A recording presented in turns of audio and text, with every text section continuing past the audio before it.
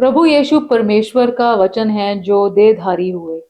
सब सृष्टि की रचना करते हुए वचन की अथॉरिटी के साथ पवित्र आत्मा परमेश्वर का बल भी काम किया। यही प्रिंसिपल आज भी उतना ही लागू है जितना उस समय था, और जब हम भी परमेश्वर के वचन के अनुसार प्रार्थना करते हैं तो उत्तर अवश्य मिलता है। वचन के अनुसार जीवन जीने के बारे में आज हम बात करेंगे। पहले सुनते हैं परमेश्वर का वचन। परमेश्वर का वचन हमने संत मार्कुस की इंजील उसका 11 अध्याय उसके 20 आयत से लिया है। यहाँ इस प्रकार लिखा है, फिर भोर को जब वे उधर से जाते थे तो उन्होंने उस अंजीर के पेड़ को जड़ तक सूखा हुआ देखा। पतरस को यह बात स्मरण आई और उसने उससे कहा, हे रब्बी, देख, ये अंजीर का पेड़ जिसे तूने श्राप दिया था सूख गया है। यीशु ने उसको उत्तर दिया, परमेश्वर पर विश्वास रखो। मैं तुमसे सच कहता हूं कि जो कोई इस पहाड़ से कहे तू उखड़ जा और समुद्र में जा पड़, और अपने मन में संदेह ना करे वरन प्रतीति करे कि जो कहता हूं वह हो जाएगा, तो उसके लिए वही होगा। इसलिए मैं तुमसे कहता हूं कि जो कुछ तुम प्रार्थना करके मांगो तो प्रतीति कर लो कि तुम्हें मिल गया और तुम्हारे लिए हो जाएगा। परमेश्वर के वचन को पढ़े और सुने जाने से आशीष हो। आमीन। वचन के अनुसार एक विश्वासी को अद्भुत आशीषें दी गई हैं, लेकिन फिर भी हम उन सबसे खाली या वंचित क्यों हैं? मार्कुस की इंजील का 11 अध्याय एक ऐसी परिस्थिति को बयान करता है जहां प्रभु यीशु अंजीर के पेड़ से फल ढूंढते हैं, और जब वो बेथानी से यरूशलेम जा रहे हैं, सवेरे का समय है। बेथानी लाजरस, मरियम और मार्था का शहर है जहां प्रभु यीशु उनके साथ रहते थे। वो बड़ी उनकी देखभाल भी करते थे। तो सवेरे सवेरे वहां से आते हुए उनका भूखे होने का कारण क्या हो सकता है? प्रभु यीशु की ये नॉर्मल प्रैक्टिस थी कि वो रात को या सवेरे सवेरे गेत्समनी पार्क में चले जाते थे जब उस इलाके में होते थे, ताकि वहां पर वो प्रार्थना करते रहे, और उस प्रार्थना में वो सारी रात भी लगे रहते थे। और जो उनका धरती पर आखिरी हफ्ता है वो उस समय इंटेंस एक्टिविटी, बहुत अद्भुत कामों वाला है, और ये हो सकता है कि उस समय वो उसी प्रकार गेत्समनी पार्क में रात को गए हों खाने के बाद, और वहां से प्रार्थना करते हुए चेलों के साथ यरूशलेम की तरफ चल दिए हों। मार्कुस 11 के अनुसार जो हमने अभी वचन पढ़ा था, अगले दिन जब चेलों ने अंजीर के पेड़ को सूखा हुआ देखा, जड़ से सूखा हुआ, तब उन्होंने प्रभु यीशु को कह दिया, ये दिखा दिया। प्रभु यीशु ने फिर उन्हें एक्शन और रिजल्ट, विश्वास का एक्शन और रिजल्ट दोनों को बता दिया। उन्होंने कह दिया कि जो इस पहाड़ से कहे तू उखड़ जा और समुद्र में जा पड़, और अपने मन में संदेह ना करे वरन प्रतीति करे कि जो कहता हूं वो हो जाएगा, तो उसके लिए वही होगा। विश्वास में जो कह देगा, बी रिमूव्ड। तो इसमें प्रभु यीशु ने आप दो बातें सिखाई। नॉर्मली हम क्या करते हैं कि जब हम किसी प्रार्थना का उत्तर नहीं पाते हैं तो हम इसके बारे में लोगों से कहने लग जाते हैं कि तुम्हारा विश्वास कम है इसलिए तुम्हें उत्तर नहीं मिल रहा है। प्रभु यीशु ने लेकिन यहाँ पर दो अलग बातें कही हैं विश्वास के साथ साथ। पहला है कि पहाड़ से बात करो, उसे कहो। हमें पहाड़ को कहना है। हम विश्वास में प्रभु यीशु को कहते रहते हैं कि हमारी सहायता करो, हमारे आगे ये पहाड़ी है। निर्गमन 14 की 15-16 आयत में इजरायली लोगों के सामने लाल समुद्र था, दोनों तरफ पहाड़ियां थी, और पीछे इजिप्शियन सेना आ गई थी, और बचने का कोई रास्ता नहीं था। तब उन्होंने परमेश्वर को दुहाई दी। परमेश्वर ने मूसा से कहा, उन्होंने उसे कहा कि तू क्यों मेरी दुहाई दे रहा है? इजरायलियों को आज्ञा दे कि यहाँ से कूच करें, और तू अपनी लाठी उठाकर अपना हाथ समुद्र के ऊपर बढ़ा और वह दो भाग हो जाएगा। तब इजरायली समुद्र के बीच होकर स्थल ही स्थल पर चले जाएंगे। परमेश्वर ने उसे बता दिया कि तुम्हारे पास मैंने ये बल दे दिया है, हमें उन्होंने शक्ति दे दी है कि हम आगे बढ़ें, और जिस प्रकार आदम और ईव को उन्होंने पहले आशीष दी, उन्हें कहा धरती पर छा जाओ, इसे अपने वश में कर लो। आशीष दी पहले, फिर आज्ञा दी। क्योंकि हम लोग जो शैतान का झूठ है उसे सुनते रहते हैं कि हम तो ये, हमसे होगा नहीं, ये तो इसलिए फिर हमें रिजल्ट भी नहीं मिलता है, और फिर हम ढूंढते रहते हैं कि परमेश्वर प्रभु यीशु स्वर्ग से हमारे लिए काम करें। मार्कुस 16 की 19 आयत के अनुसार, 16 की 19 आयत के अनुसार लिखा है, प्रभु यीशु उनसे बातें करने के बाद स्वर्ग में उठा लिए गए और परमेश्वर की दाहिनी ओर बैठ गए।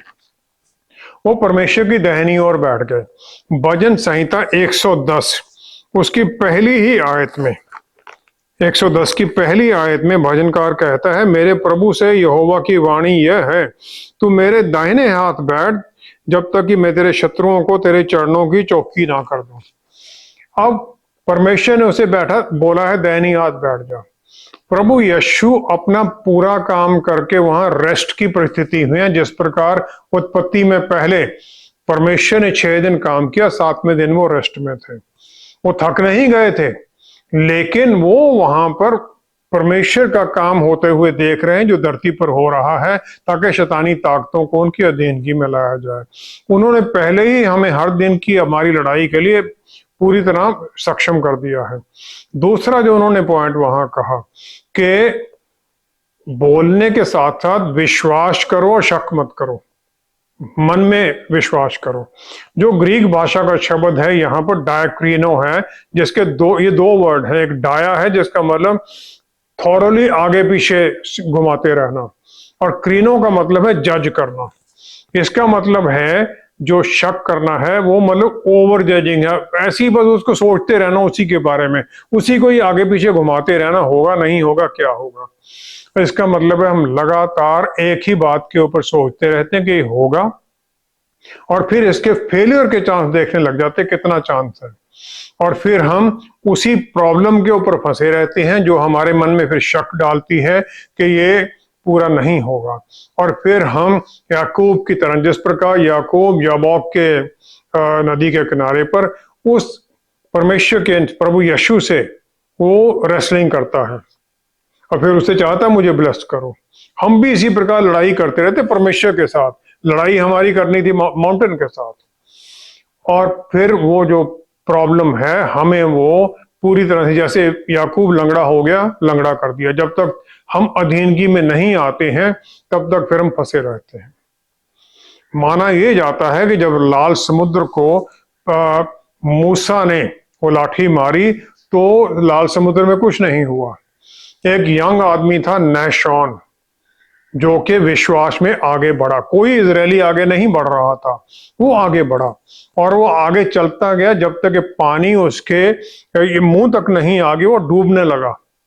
उस समय लाल समुद्र फिर अलग हो गया और दूसरे लोग उसके पीछे होकर आगे उसमें से समुद्र क्रॉस कर गए।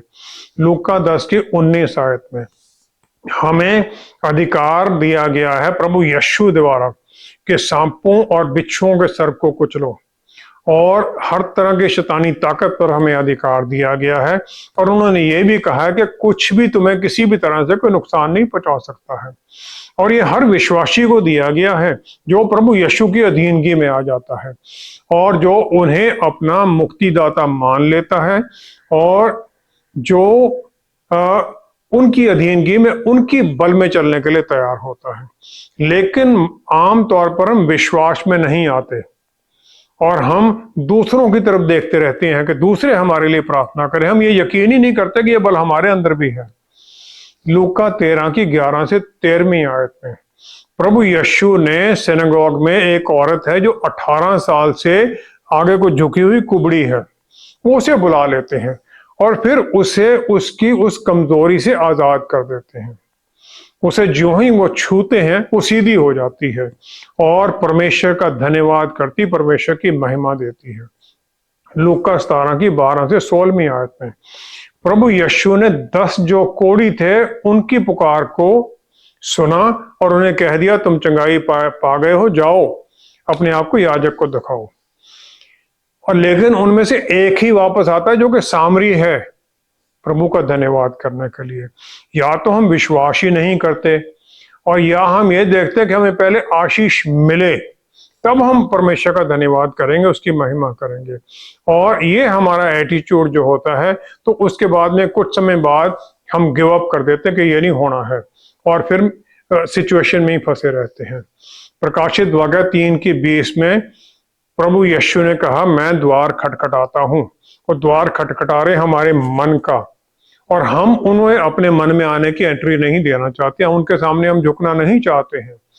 और फिर हमारे सामने प्रॉब्लम आती जाती हैं बार बार, और हम परमेश्वर को ही ब्लेम करने लग जाते हैं कि उन्होंने हमारी कुछ सहायता नहीं की, हम तो प्रार्थना करते हैं, उत्तर मिलता ही नहीं है। ब्लेम परमेश्वर पर चला जाता है जब कोई विश्वास में हम उस पहाड़ी को बोलते ही नहीं है जिसको हमने हटाना है। जब हम सही तरीके से काम करने लग जाते हैं, उत्तर भी आते हैं, पहाड़ियां भी हट जाती हैं। जो पहाड़ हमारे आगे सब रास्ते बंद कर देता है, तो उसको हम किस प्रकार पहचान सकते हैं ताकि हम उसे अपने जीवन से निकाल सकें?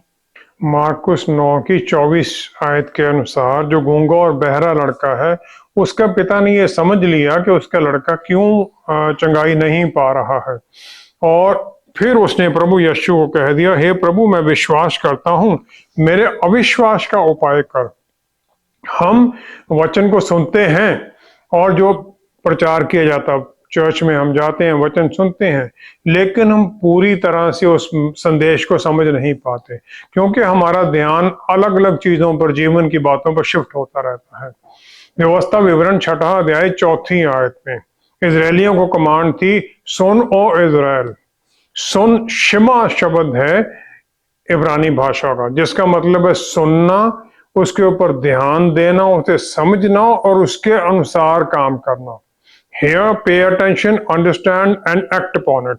शिमा का मतलब यह है, जब इज़राइल शिमा परमेश्वर के वचन की बात को सुनता है तो उनको आज्ञा मानता है, उस पर काम करता है।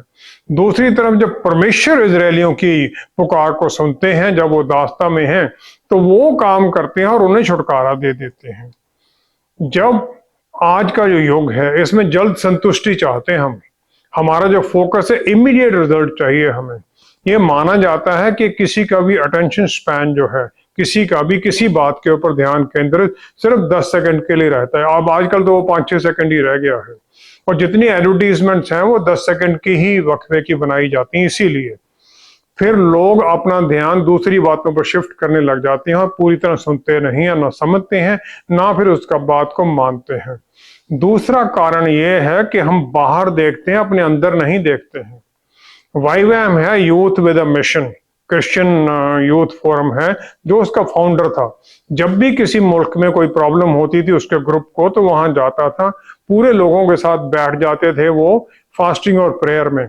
उनकी प्रार्थना ये होती थी कि प्रभु, हमें ये बताओ कि इस परिस्थिति से हमें क्या सीखना है, ताकि हम सीख सकें और फिर इस परिस्थिति से निकल सकें, ताकि हम आगे बढ़ें और हमारे काम का में बदलाव आए। उत्पत्ति 3:13 आयत में जो औरत है, उसने कह दिया, जो सांप था इसने मुझे धोखा दिया और मैंने ये फल खा लिया। और 6 आयत में जो आदमी है, वो कह देता है कि इस औरत जो आपने मुझे दी थी, इसने मुझे फंसा दिया। आदमी कहता है। 6 आयत में फिर औरत क्या कहती है, वो जो उसकी इच्छा है उसे वो कंट्रोल नहीं कर सकती है। यहां लिखा है 6 आयत में, स्त्री ने देखा कि वृक्ष का फल खाने के लिए अच्छा और देखने में मनभाऊ और बुद्धि देने के लिए चाहने योग्य भी है, तब उसने उसमें से तोड़कर खाया और अपने पति को भी दिया। उसके मन में ये इच्छा आई आंखों से देखने के साथ, और वो उस इच्छा को कंट्रोल नहीं कर सकी। जो हमारे अंदर ये इच्छा बनी हुई है, जो पहाड़ बना हुआ है, ये हमारे बिहेवियर को इफेक्ट करता है। एक दूसरे की तरफ हमारा व्यवहार कैसा है, परमेश्वर की तरफ हमारा व्यवहार कैसा है, और हम इसे बहुत कम पहचानते हैं और निकालते तो हैं ही नहीं। मार्कुस 5:25 से 28 आयत में जो औरत है जिसे 12 साल का लहू बहने की परेशानी है, जब वो प्रभु यीशु के बारे में सुनती है तो वो आकर उनके कपड़ों को छूती है और वो अपनी तकलीफ से छुटकारा पा लेती है। छूने से पहले वो अपने मन में कहती है, अगर मैं उसके वस्त्रों को छू लूं तो मैं चंगाई पा लूंगी। जो ग्रीक भाषा का शब्द लीगो है, इसका मतलब है बोलना, लेकिन ये बोलना प्रोग्रेस में है, कॉन्टिन्यूअस बोलना है। और वो बार बार अपने आप को ये कहती रहती है कि उसके मन में ये बार बार कहती रहती है। जब हम कुछ बोलते हैं तो कम से कम 3 लोग सुन रहे हैं। पहला तो ये है परमेश्वर हैं, क्योंकि वो हमसे प्यार करते हैं। यशायाह नबी की पुस्तक 49 अध्याय 16वीं आयत में वचन हमारा जो रिश्ता परमेश्वर के साथ है, परमेश्वर ने जो हमारे साथ रखा है, वो बयान करता है। परमेश्वर कहते हैं, देखो मैंने तेरी मूरत अपने हाथों में उकर रखी है और तेरी हदें मेरे सामने हर पल। वो हर पल हमारे ऊपर नजर बनाए हैं और हमें हर तरह से आशीष और सुरक्षित रखना चाहते हैं। दूसरा, शैतान सुन रहा है या उसके दुष्ट आत्माएं सुन रही हैं, क्योंकि हमें भ्रम में डालकर वो दूसरी तरफ ले जाना चाहता है और हमें वो हमारी बातों में ही उलझा कर रखना चाहता है। तीसरा, हम खुद सुनते हैं, क्योंकि हम जो बोल रहे हैं, हमारा शरीर उसको सुन रहा है, मन उसको सुन रहा है, उससे प्रभावित होता है। नीति वचन 18 की 21 के अनुसार मृत्यु और जीवन जीव के वश में है। जो हम बोलते हैं, शरीर उसके अनुसार अपने आप को रिस्पॉन्ड करने लग जाता है। जो औरत लहू बहने वाली थी, बार बार वो कहती रहती है, तो उसके मन में विश्वास आ जाता है, उसका शरीर उसमें यकीन कर लेता है, जो ही वो छूती है चंगाई पा लेती है।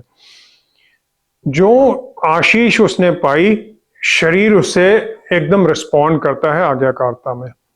यूहन्ना 5 की 7 से 8वीं आयत में 38 साल से वो बीमार है आदमी, जो बेथेस्दा पूल के पास पड़ा है। प्रभु यीशु उससे कह देते हैं, उठ, अपना बिस्तरा उठा और चल। अब उससे पहले उसने कहा, मेरे पास तो कोई आदमी नहीं जो मुझे पूल में डाल सके।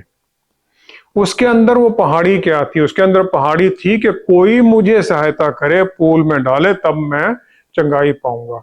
जब उसने इस पहाड़ी को हटा दिया तो उसे चंगाई मिल गई। पहाड़ी उसने हटाई कि पूल के बिना भी मुझे ये चंगाई मिल सकती है।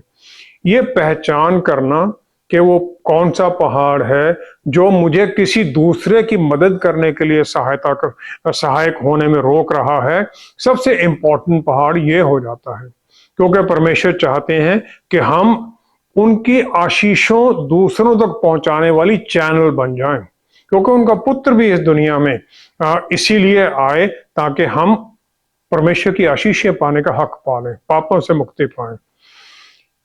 जो आशीष जिसका पोटेंशियल लिमिटेड है, मेरे अपने पर्सनल से बाहर किसी और के लिए कोई फायदा नहीं है, तो उसका जो मोटिवेशन भी मेरे अंदर कमी होती है। जब मेरा प्रभाव बढ़ने का चांस होता है तो मैं और ज्यादा जोश से काम करता हूँ। बहुत लोग हैं जो चाहते हैं हम धनी बन जाएं, सक्सेसफुल हों, लेकिन इसके बाद में पैसा आ जाता है, सक्सेस आ जाती है, हम दूसरी चीजें देखने लग जाते हैं, दूसरी चीजों में अपना आनंद ढूंढने लग जाते हैं और पहाड़ियां देखते हैं, हम उनको चढ़ें और उनको अपने रास्ते से हटाएं। तीसरा नेक्स्ट है पहाड़ी, डर की पहाड़ी। डर जो हमें पैरालाइज कर देता है, तो फिर हम वो नहीं करते जो हमें करना है। डर किस चीज का? कहीं हम फेल ना हो जाएं, दूसरे लोग क्या कहेंगे, कोई रिजेक्ट ना कर दे, मैं उससे कुछ कहूंगा, रिजेक्शन हो सकती है, मुझे वो गलत ना समझ लें, और फिर कहीं जो काम मुझे दिया गया है मैं इसे कर भी सकता हूं। मूसा ने कितनी बार कहा परमेश्वर से, मैं नहीं कर सकता ये। फिर डर ये भी है कि जो हमारे पास है इससे काम हो जाएगा। ये कुछ एक डर है। मत्ती 14 की 25 से 30 आयत तक सभी चेलों ने प्रभु यीशु को पानी पर चलते हुए देखा और वो डर गए, लेकिन प्रभु ने कहा, मैं हूं ये, डरो मत। और सिर्फ पतरस रसूल ही थे जिन्होंने ये हौसला किया कि प्रभु अगर आप हो तो मुझे आज्ञा दो, मैं भी आ जाता हूं पानी के ऊपर। बाकी 11 किश्ती में बैठे रहे, तूफान चारों तरफ है। फिर जब प्रभु ने कहा, वो आज्ञा में आता है, जो डर है उसका पहाड़ी उसे हटा देता है, किश्ती से बाहर निकलता है और पानी पर चलने लग जाता है। जब वो दूसरी तरफ देखता है तो डूबता है, ठीक है, लेकिन वो चिल्लाता है, प्रभु मुझे बचाओ, और उसे बचा भी लेते हैं। लेकिन वो डर से निकल जाता है किश्ती से बाहर निकलकर।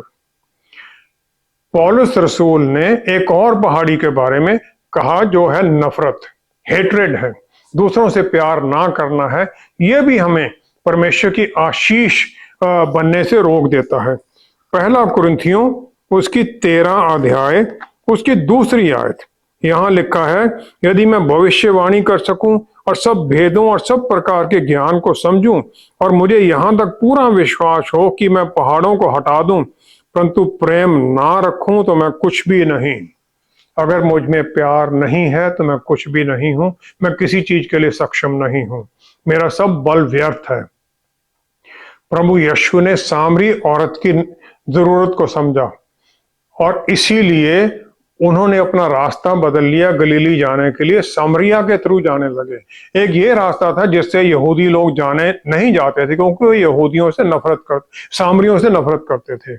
यूहन्ना 4 की चौथी आयत में, चौथा अध्याय उसकी चौथी आयत में लिखा है, और उसको सामरिया से होकर जाना अवश्य था। क्यों अवश्य था? क्योंकि उनके मन में प्यार है। जब हम अपने मुक्तिदाता की तरह प्यार से भरे हुए, दूसरों के लिए प्यार से भरे हुए उनके बारे में सोचने लग जाते हैं, तो फिर हम भी ये सब कुछ करने लग जाते हैं। बहुत विश्वासी विश्वास से भरे हुए हैं, वचन से भरे हुए हैं, लेकिन होशे 4 की 6 के अनुसार होशे को परमेश्वर ने कहा, मेरे लोग मेरे ज्ञान के बिना नष्ट हुए जाते हैं। और जो नष्ट का जो इब्रानी भाषा का शब्द है वो है दमा, जिसका मतलब है रुक जाना, सीज, नष्ट हो जाना, साइलेंस हो जाना। इसका मतलब है जो विश्वासी हैं वो नष्ट हो रहे हैं, चुप हो जाते हैं। शैतान उनकी इग्नोरेंस का, उनकी अज्ञान के बारे में उन्हें जानकर उन्हें चुप करा देता है, और फिर जो पहाड़ी उनके सामने थी उसे वो नहीं हटा पाते। और परमेश्वर के वचन का जो बल है, पवित्र आत्मा परमेश्वर का जो बल हमारे अंदर काम करता है, वो असफल हो जाता है, क्योंकि हम उसे इस्तेमाल ही नहीं करना चाहते, ना कर सकते हैं। फिर जब तक हम ज्ञान नहीं पाते हैं तब तक फिर हम फंसे ही रहते हैं। पूरे वचन को भी समझना है, उसमें विश्वास भी करना है, और पहाड़ी को भी बोलना है, तब ये सब कुछ काम करता है। ऐसा क्या कारण है कि जब हम वचन को सुन और समझ भी लेते हैं तब भी हम अपनी परिस्थितियों में कोई बदलाव नहीं देख पाते? 3 बेसिक फैक्टर हैं जो हमें आगे बढ़ने और अपनी आशीषों को क्लेम करने से रोकते हैं, जो उसमें रुकावट डालते हैं। और सबसे पहला है पाप, जो हमारे अंदर पूरी तरह से जड़ पकड़े हुए हैं और हमें बदलने में रोक देते हैं। दूसरा है डर, किसी चीज का डर या किसी इंसान का डर, जो कि हमें अपने रास्तों में रोक देता है। और अगला है लाइफ के चैलेंज, स्पेशली जो हमारे हॉरिजॉन्टल रिलेशनशिप है एक दूसरे के साथ, कि हमारे बारे में लोग क्या सोचेंगे, और फिर उसी में हम फंसे रहते हैं और हमें बल नहीं रहता हम बदलने के लिए। जो 4 तरीके हैं जिसके द्वारा हम उस आशीष की परिस्थिति में पहुंचते हैं। पहला तो ये है, अपने आप को जांचें और अपने आप से पूछें, जिस प्रकार के वचन में लिखा है विलाप की 30 अध्याय 40 आयत में, हम अपने चाल चलन को ध्यान से परखें और यहोवा की ओर फिरें। अपने आप को जांचें और परमेश्वर की तरफ सुने। हमें अपने आत्मा और प्राण से बात करनी है, अपने आप को मोटिवेट करने के लिए हम वचन की आज्ञाकारिता में चलें और अपने पाप भरी आदतों से बाहर निकल सकें।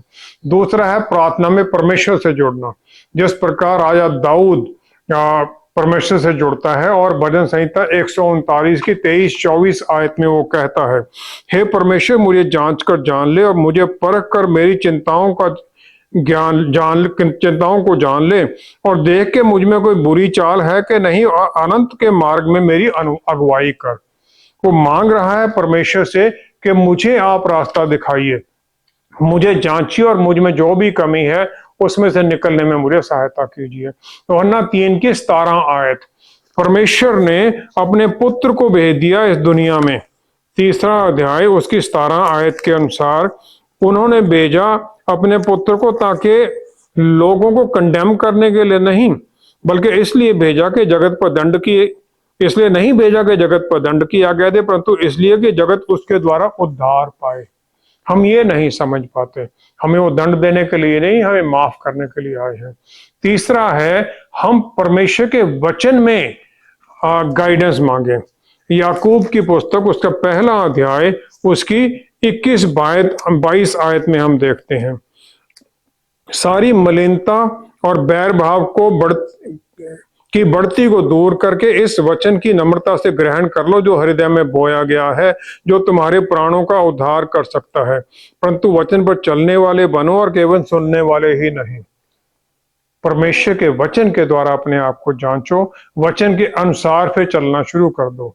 हम चूज करते हैं कि कौन सा वचन हमारे लिए सूट करता है, हम उसको मानने लग जाते हैं, बाकी हम छोड़ देते हैं, बोलो इसकी जरूरत नहीं है, और हम उसे मानना भी नहीं चाहते। चौथा है दूसरे लोगों से पूछो। यशायाह नबी की पुस्तक उसका 30 अध्याय उसकी 20-21 आयत में यहां लिखा है, तो भी तुम्हारे उपदेशक फिर न छिपे और तुम अपनी आंखों से अपने उपदेशकों को देखते रहोगे। जब कभी तुम दाहिनी या बाईं ओर मुड़ने लगो तब तुम्हारे पीछे से यह वचन तुम्हारे कानों में पड़ेगा, मार्ग यही है, इसी पर चलो। तुम्हारे उपदेशकों, उनकी बात सुनो, फिर वो तुम्हारे कान में अपने आप बताते रहेंगे। उत्पत्ति 2 की 18 आयत में परमेश्वर ने औरत को बनाया और वहां जो शब्द है हेल्पमीट, सहायक, वो है एजर कनेक्टो, और इसको हमने जो ट्रांसलेट किया गया सहायक बना दिया, जिस प्रकार के वो कहीं आदमी की असिस्टेंट है। भजन संहिता 33 की 20 आयत में राजा दाऊद कहता है, यहोवा हमारा सहायक है और हमारे ढाल है। और यहाँ पर इब्रानी भाषा का शब्द याहवे एजर इस्तेमाल किया गया है, वही एजर कनेक्टो जो औरत के लिए है।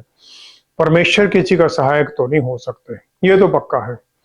औरत को भी परमेश्वर ने बनाया इंसान के लिए। एजर का मतलब है छुड़ाना और बल देना, वो इंसान को बल देने वाली है, और जब वो गलत जा रहा है तो उसे अपोजिट खड़े होने के लिए, अपोज करने के लिए भी है, उसकी सहायता करने के लिए नहीं है, सिर्फ हाँ में हाँ मिलाने के लिए नहीं है।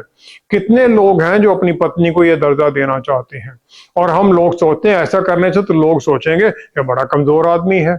कितने यहूदी संत हैं जिन्होंने अपनी पत्नी को यह दर्जा दिया और अद्भुत तरीके से आत्मिक ऊंचाइयों पर पहुंच गए। जो हमारे सामने पहाड़ है वो हमारी सोसाइटी है, दूसरे लोग क्या सोचेंगे? और फिर अपने मन में हम विचारों को, सवालों को दबाए बैठे रहते हैं और अपने जो शक हैं दूसरों से पूछते ही नहीं। थॉमस रसूल हैं जो भारत में आते हैं वचन लेकर, उन्हें डाउटिंग थॉमस कहा जाता है क्योंकि उन्होंने दूसरे चेलों की प्रभु यीशु के जी उठने के बारे में बात को मानने से इनकार कर दिया। यूहन्ना 20 की 25 से 28 आयत तक उन्होंने ये कह दिया, जब तक मैं उसके हाथों में कीलों के छेद ना देख लूं और कीलों के छेदों में अपनी उंगली ना डाल लूं और उसके पंजर में अपना हाथ ना डाल लूं, तब तक मैं विश्वास नहीं करूंगा। उसने क्लियर कर दिया। प्रभु यीशु दोबारा आते हैं और फिर उसे कहते हैं हाथ डाल। यूहन्ना 14 की 5वीं-6वीं आयत में उसने हेजिटेट नहीं किया कि मुझे नहीं समझ आ रही प्रभु आपकी बात, वो सवाल पूछ लेता है। वो कहता है, हे प्रभु हम नहीं जानते कि तू कहां जा रहा है, तो मार्ग कैसे जाने? और फिर प्रभु यीशु ने वो अद्भुत रेवलेशन उसके सामने रख दी। उन्होंने कह दिया, मार्ग और सत्य और जीवन मैं ही हूं, बिना मेरे कोई पिता के पास नहीं पहुंच सकता। I am the way and the truth. ऐसी अद्भुत बात उसने पूछा और ये उसे बता दी गई। परमेश्वर प्यार है और उनके मन में दूसरों के बारे में बातें हैं। उन्होंने पवित्र आत्मा परमेश्वर के बारे में कहा। प्रभु यीशु ने यूहन्ना 14 की 26 के अनुसार वो तुम्हें सब बातें सिखाएंगे और तुम्हें मेरी बातें स्मरण कराएंगे। क्या हम, जो सबसे बड़ा हमारे सामने पर्वत है हेजिटेशन, कि हम किसी अपने भाई या किसी दूसरे से चर्च में कोई सवाल पूछ लें, वो हमारा एजर बन जाए, सहायक बन जाए, ताकि हमारा वो बल बन जाए, आत्मिक बल बन जाए। क्या हम ये करना चाहते हैं? जब तक हम अपने आप को नम्र होकर वचन की अधीनगी में इस प्रकार नहीं आते हैं, दूसरों की सहायता नहीं मांगते हैं, पहाड़ हमारे सामने बने ही रहने हैं, हम फंसे ही रहेंगे। आइए हम प्रार्थना करें। पिता परमेश्वर, हम आपका धन्यवाद करते हैं ऐसी अद्भुत आशीषों के लिए। आपने हमारे अंदर पवित्र आत्मा परमेश्वर रखे हैं हमें बल देने के लिए, दिखाने के लिए कि कौन कौन से पहाड़ हैं जिन्हें हमें हटाना है। और फिर हमें वो सिर्फ दिखाते ही नहीं हैं, हमारी सहायता करते हैं कि सब कुछ हम हटा सकें और उन अद्भुत आशीषों के रास्ते पर आगे बढ़ते जाएं, दूसरों के लिए आशीष बने, दूसरों को वचन सुनाने वाले, वचन की महिमा में चलने का सहायता करने वाले, दूसरों को उनकी कमजोरियों से निकालने वाले बने। पिता परमेश्वर, धन्यवाद है हर आशीष के लिए। सब कुछ आपके प्यारे बेटे हमारे उद्धारकर्ता प्रभु यीशु के पवित्र नाम में मांगते हैं। आमेन, आमेन, आमेन। हमारे जीवन के पर्वत कहीं बाहर नहीं बल्कि हमारे भीतर ही हैं, लेकिन हम दिखाई देने वाली रुकावटों पर ही देखते रहते हैं और इनका आत्मिक कारण नहीं जान पाते।